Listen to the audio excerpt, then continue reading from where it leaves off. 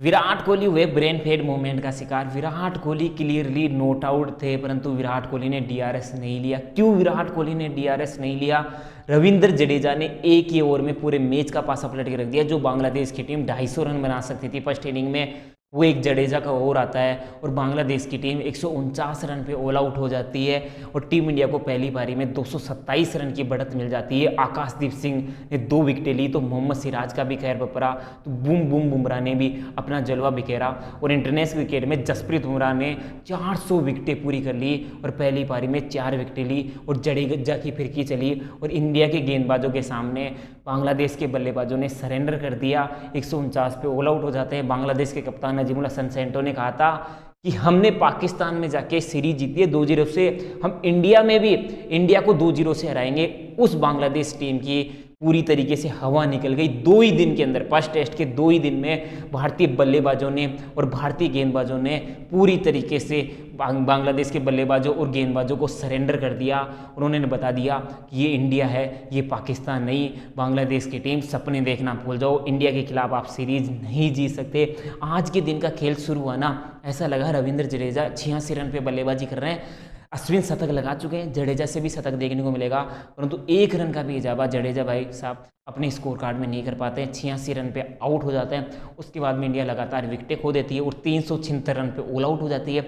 Ravichandran Ashwin 113 run बना के highest run score रहते हैं। अब आती है बांग्लादेश की टीम फर्स्ट सेशन में बल्लेबाजी करने के लिए और आते ही आकाशदीप सिराज और बुमराह का खैर देखने को मिलता है। फर्स्ट सेशन में 9 ओवर बल्लेबाजी करती है बांग्लादेश की टीम, 22 रन बनाती है और 3 विकेटें खो देती है। और फर्स्ट सेशन का जो लास्ट ओवर चल रहा था ना, आकाशदीप सिंह भाई साहब ने 9वें ओवर में 2 बैक टू बैक डिलीवरीज पे विकेटें ली थी। ऐसा लगा कि आकाशदीप सिंह भाई साहब हैट्रिक लगा लेंगे, पर हैट्रिक तो नहीं लगा पाए, पर इंपॉर्टेंट विकेट और क्लीन बोल्ड कर दिया बांग्लादेश के बल्लेबाजों को। ऐसे बोल दिया बांग्लादेश के बल्लेबाजों को कि जो पाकिस्तान में कर दिया ना, वो इंडिया में करने की ना सोचो। आकाशदीप सिंह भाई साहब ने बोला कि सरेंडर कर दीजिए, ये तो मैं अभी आकाशदीप सिंह हूँ। अभी आप जसप्रीत बुमराह का खैर भी देखिए और सेकंड सेशन शुरू होता है और जसप्रीत बुमराह का खैर, मोहम्मद सिराज का खैर और रविंद्र जडेजा की फिरकी चालू हो जाती है। जसप्रीत बुमराह साहब को 4 विकेटें मिल जाती है और 149 पे ऑल आउट हो जाती है। अब सेकंड सेशन की शुरुआत हुई, 2 विकेटें तो इंडिया को जल्दी मिल गई। सिराज ने भी विकेट ले ली, बुमराह ने भी विकेट ले ली और एक समय बांग्लादेश की टीम 40 रन पे 5 विकेटें खो चुकी थी।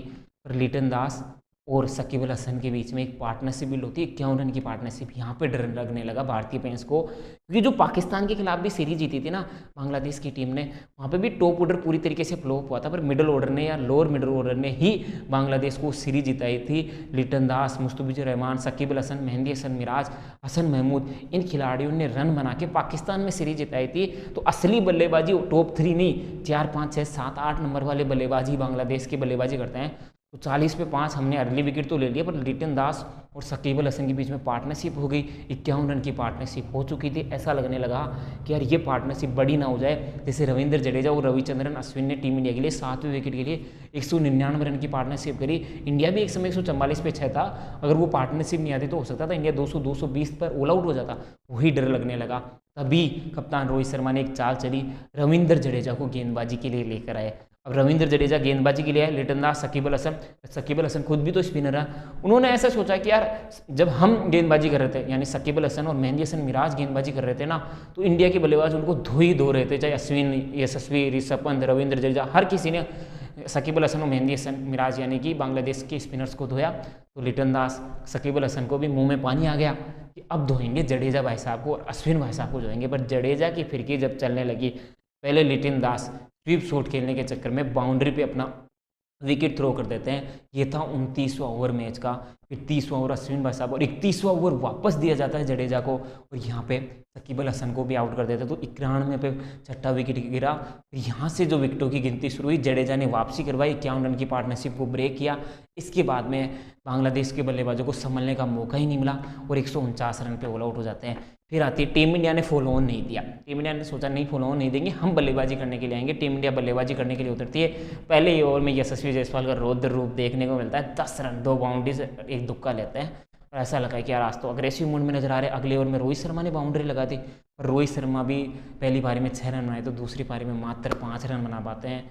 Rohit Sharma the hitman show नहीं देखने को मिला, डिसअपॉइंटमेंट देखने को मिला कि यशस्वी जायसवाल लगातार अग्रेसिव नजर आ रहे थे। तो अग्रेसिव नेचर के चक्कर में यशस्वी जायसवाल भी विकेट खो देते हैं। 2 विकेटें इंडिया जल्दी खो देती है।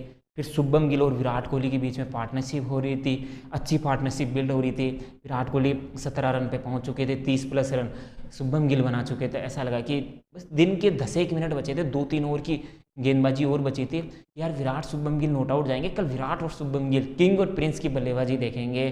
परंतु मेहंदी हसन मिराज का 21वां ओवर आता है, विराट कोहली बहुत आगे की बॉल को क्रॉस बेटेड खेलने के चक्कर में एलपीडब्ल्यू आउट दे दिए जाते हैं, एलपीडब्ल्यू आउट दिए जाते हैं। विराट कोहली शुभम गिल से डिस्कशन करते हैं, शुभम गिल भाई साहब उनको डीआरएस लेने के लिए मना कर देते हैं, क्योंकि ऐसा लग रहा था कि क्लियरली सामने पिच हुई है, अगर डीआरएस लिया तो डीआरएस वेस्ट जाएगा, मिडिल स्टंप में छूने वाली है। अब थोड़ी देर बाद में रिप्ले दिखाया जाता है, रिप्ले में आता है कि विराट कोहली की तो बल्ले पे बॉल लगी है, विराट कोहली ने डीआरएस क्यों नहीं लिया। रोहित शर्मा भी ड्रेसिंग रूम से बोल रहे थे अरे बैट लगा है डीआरएस लो, पर विराट कोहली भाई साहब पवेलियन चले जाते हैं। मतलब बल्ले पे बॉल लगी है, विराट कोहली को ध्यान नहीं पड़ा।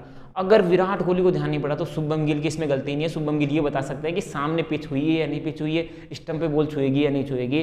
तो विराट कोहली ने डीआरएस इसलिए नहीं लिया, उनको लगा यार, उनको लगा फैंस का दिल टूट गया, दुख हो रहा है उस डिसीजन का। विराट कोहली को लगा कि यार बैट पे बॉल नहीं लगी है, अगर उनको लगता है कि बैट पे बॉल लगी है तो वो जरूर डीआरएस लेते, और दिन का खेल समाप्त होता है। इंडियन टीम की 308 रन की लीड हो चुकी है, 12 रन बना के ऋषभ भाई साहब और 33 रन बना के शुभम गिल बल्लेबाजी कर रहे हैं। उम्मीद यही करके चल रहे हैं कि 308 रन की लीड को कल 2 सेशन बल्लेबाजी करके 500 साढ़े 500 रन की लीड करें, और फाइनल जो सेशन आए ना, या तो फर्स्ट सेशन के बाद में, क्योंकि ऋषभ पंत जब तक बल्लेबाजी करेंगे रन तो तेज गति से ही चलने वाला है, सेकंड सेशन में ही डिक्लेयर कर दे, कम से कम 50 ओवर कर बांग्लादेश की टीम को बल्लेबाजी करवाए और कल ही मुकाबला समाप्त करने की कोशिश करे और 1-0 से सीरीज में बढ़त ले और बांग्लादेश की पूरी तरीके से हवा निकाल दे। जो नजीमुल हसन सेंटो कह रहे थे कि हम इंडिया में जाके सीरीज जीतेंगे, उनकी 3 दिन में उनके बोरिया बिस्तर पे करवा के 2 दिन उनको इंडिया में घूमने का मौका दिया जाए।